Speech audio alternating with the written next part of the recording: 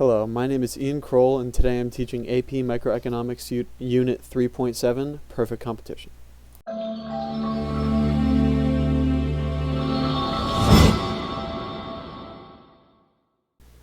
Okay, let's start with terms and phrases to know. First is allocative efficiency, which is when consumer demand is met by the supply of producers, aka producers make the exact amount that consumers demand, no more, no less.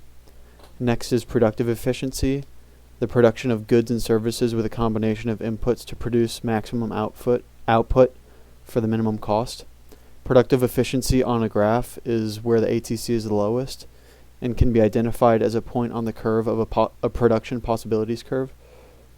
Next is profit maximizing rule. This is simply marginal revenue equals marginal cost.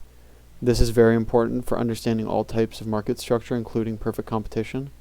When we go over graphs later, we'll use this rule to identify the quantity a firm will produce. Last is long run versus short run. The long run is a period in which there are no fixed costs, whereas in the short run, firms do have fixed costs.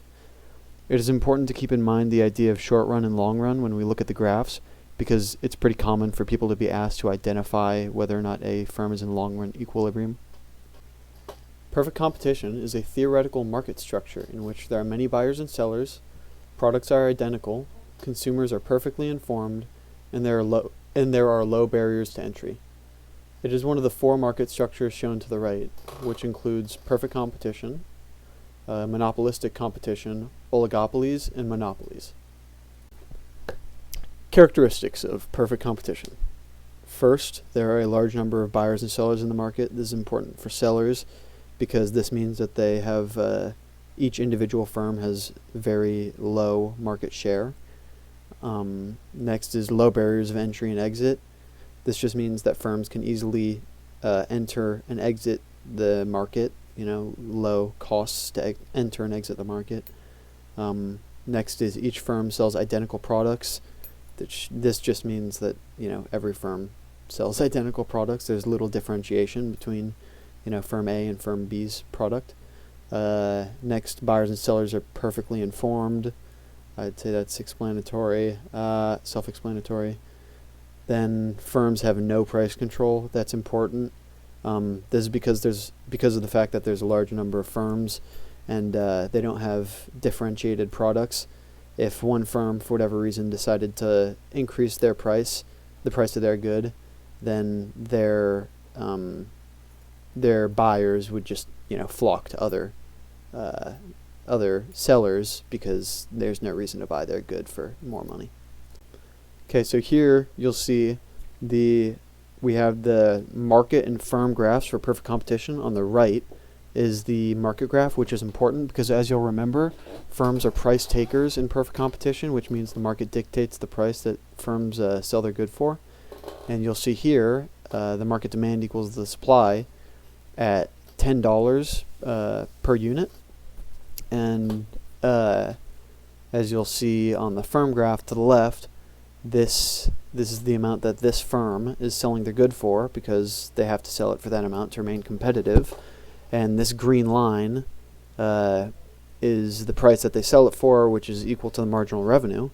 And knowing that, we can use the MR equals MC rule to find the quantity that the firm will produce, which, as you'll see here, the two intersect at 20 units.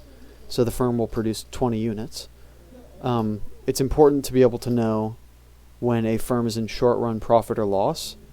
The way we could tell this is if the ATC is below the marginal revenue line at whatever quantity produced, then we know that the firm is in profit since their cost is less than the revenue they're taking in per unit. And then for a loss, it's basically the opposite, where the ATC will be greater than the marginal revenue at the quantity produced, which just means that the product they're producing costs more than they're selling it for. Also, it's important to know that profit or losses can only happen in the short term. This is because perfect competition means that there are low barriers to entry. So if firms are making a profit, then other firms will notice, and they'll enter a market, which will shift supply to the right on the market curve, driving costs down, or the price of a product down, which would drop the marginal revenue down to the total cost for whatever firm was previously making profit. And basically in the long run, every firm in perfect competition will be breaking even. One of the key characteristics of a market in perfect competition is that it is uniquely efficient compared to the other market structures.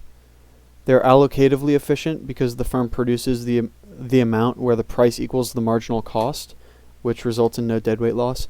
And also in the long run, the firm is productively efficient because they produce at the lowest possible cost, where the ATC is minimized. Multiple choice practice number 1. Which of the following is true if typical firms in a perfectly competitive market are allocatively efficient and produce at the lowest possible cost per unit? Choose one answer.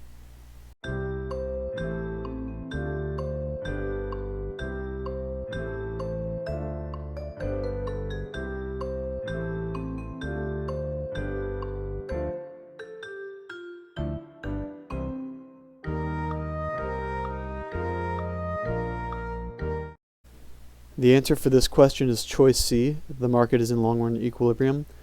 The way we know this is that we are told that the firm is allocatively efficient, and then we're told that they produce at the lowest possible cost per unit, which means that they are also productively efficient. And the only scenario in which they're both is when they're in long-run equilibrium.